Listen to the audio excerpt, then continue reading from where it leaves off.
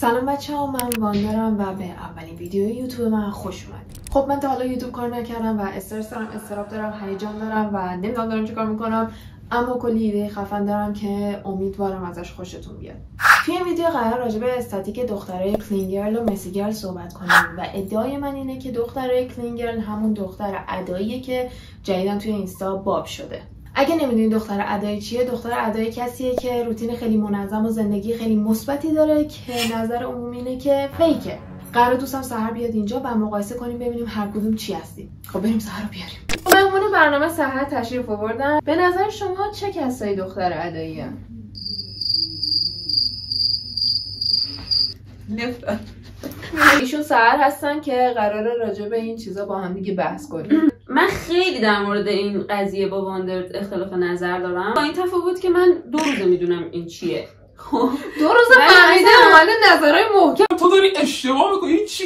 کلین گرل یه حالت ببین ظاهری نگاه میشه کرد، اما به نظرم باطنی هم داره. یه حالت روتین زندگی هم هست. دختریه که منظمه، در کل منظم بودن و مرتب بودن از کل سر روش میباره. خیلی استایلش اصولا مینیماله و رنگای پاستلی، رنگای نود. آدمیه که خیلی همه چیش رو نظمه. مانیکا یک آدم جیه اون آخرین حرفش. و خب معمولا کسانی که همه چیشون رو نظمه استایل و هم ریخته‌ای هم نداره. مسی گرل قشنگ روبروشه. یه کسیه که تو MBTI اون حرف آخرش پیه قطعاً. بعد اتاق شلخته‌ای داره، کلا صبح زود پا نمیشه، ورزشش بیشتر حالت فان داره. چرا من میگم دختر ادایی خیلی شبیه دختر کلین گرله؟ نرم اینه که دختر ادایی داره همه کارا رو که انجام میده مثبت انجام میده فیکه. دلیلی که میگم شبیه اینه که دختر ادایی هم همینه، یه روتین زندگی خیلی مثبتی داره، ورزش میکنه، نماز مال شاید بخونه. به نظر من این ادایی و کلین گرل خیلی شبیهن، به خاطر اینکه من ادایی و ادا نمیبینم، به عنوان یه توهین نمیبینم. به نظرم یه همون کلین گرل فقط فارسی شده ادایی. ادایی مگه قرار نیست معنی و مفهومش اون فیک بودنه باشه؟ من دارم ادای این رو در میارم که یه آدم پولداریم. به خاطر اینکه این ادا رو در بیارم میرم یه چیزی که خیلی گرونه، برند، ترند، اونو میخرم. اصلا فعالیت ادایی یعنی چی؟ رفتیم بیرون میگه اینا رو میبینی از استایلشون معلومه اداییه. من شاید یارو تو خونه هم تنها که هست همچین سبک استایل میکنه. دلیلی که من این حرفو زدم به خاطر این بود که فعالیت ادایی داره و من ادایی رو صرفا چیز بدی نمیبینم. فعالیت ادایی چیه؟ ادایی من صرفا چیز بدی نمیبینم. من ادایی دارم همون کلین گرل میبینم. من به نظرم صرفا یه صفتیه که چسبیده به آدما. اصلا چیز بد و خوب منظور منم کاری ندارم. یعنی اصلا ممکنه فیک نباشه، ممکنه واقعا همین باشه. خب پس چرا میگین ادایی؟ نه دیگه. خب اسمشو میذارم اسخری. خوبه؟ اسخری بذاری من باهاش اصلا مشکل ندارم.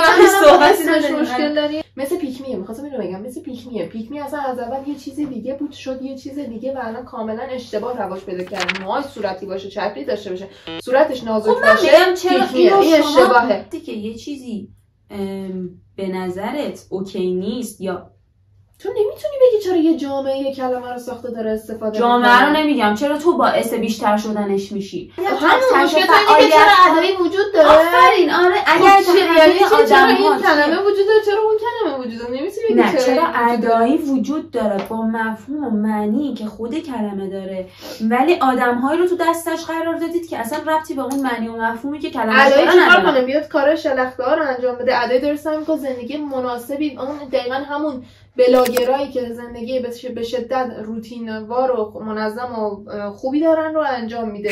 ادایی کسی که میکنه تو چشت. آفرین. ادایی باید کسی باشه که آقا اینو ببین من خریدم. تفاهم. ادایی کسی که میکنه تو چشت. خب چرا این میگی داره فعالیت ادایی ها رو انجام میده؟ به تک تک فعالیت های کلین گرل میگن ادایی، میگن که کاراییه که طرف ادایی داره انجام میده و دلیلی که من میگم انقدر شبیه همینه.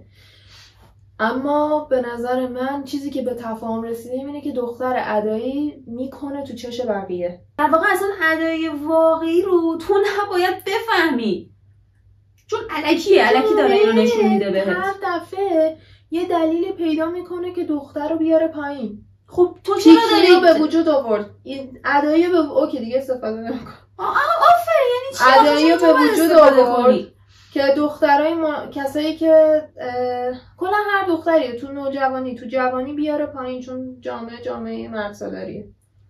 اوکی این دختر ادایی بود که نمیدونم به توافق رسیدیم یا نرسیدیم. من الان میخوام مسی گرل و کلین گرل رو با هم مقایسه کنم و ببینیم که هر کدوممون تو هر بخش زندگیمون چی هستیم.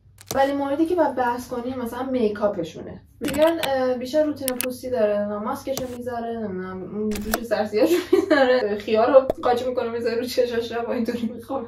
مسی گرل نه، چشاشو سیاه میکنه بعد خط چش درست حسابی هم نمیکشه، یه آیلاینر هم تو میکشه مثل ما، من و تو دقیقاً. میشونه ساعت ها نقاشی کنه، دقیقه 90 حالا شده بره بیرون، دیرش شده. آفرین. یک کاتگوری ساخته شده. خب تو از اون میتونه خوشت بیاد. من دارم اینو میکنم تو چشت، نه من اینو ترندش میکنم، تو ببین فلان استایل رو داره، فلان سبک زندگی رو داره و فلان خصوصیات اخلاقی رو هم میتونن داشته باشن. در واقع خصوصیات اخلاقی هم نسبت دادن بهشون، بیشتر خصوصیات اخلاقی و یه جوری تبلیغ این رو میکنن که تو تلاش بکنی که مثل اون باشی و میگن که آقا فلان لباس رو بخر شبیه مثلا مسی گرل میشی یا شبیه کلین گرل میشی، هویت آدم ها کوش.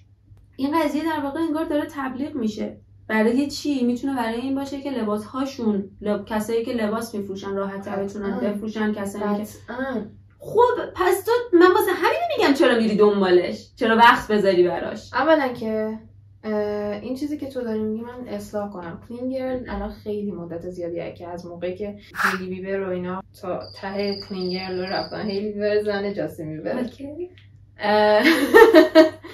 و خیلی از سلبریتی ها، خیلی از بلاگرها، اینفلوئنسرها دارن جا میدن که کلین گرل باشن.